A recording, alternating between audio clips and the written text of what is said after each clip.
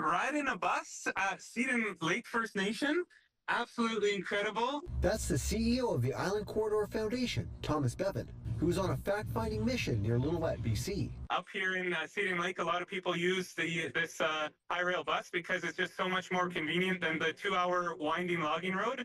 Just a 40-minute trip into Lillooet. It's a bus riding on the rails, and Bevan is exploring the possibility of bringing a service like this to portions of our island's rail line that has sat idle since 2011. At least in a prototype way, we could try something like this pretty simply on Vancouver Island. We're going on a high rail trip. In 3 weeks, Capital Region mayors and CRD staff will ride the rails on southern Vancouver Island, exploring the feasibility of using the ENN corridor once again.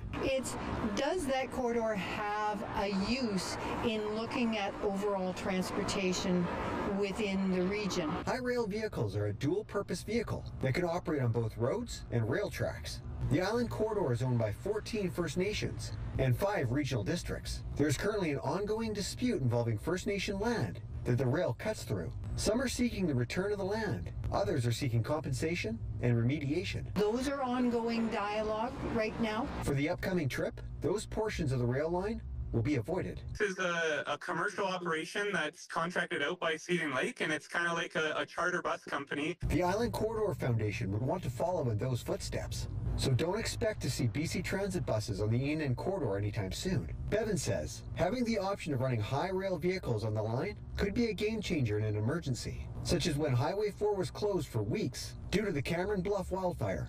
Having something like this for Cameron Lake would be incredible. For now, it's an idea being explored, although island mayors and the Island Corridor Foundation would like to one day make it a reality.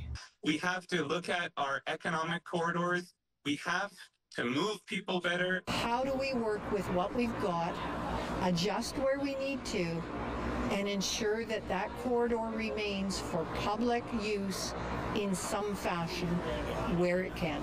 Brendan Strain, CTV News, Esquimalt.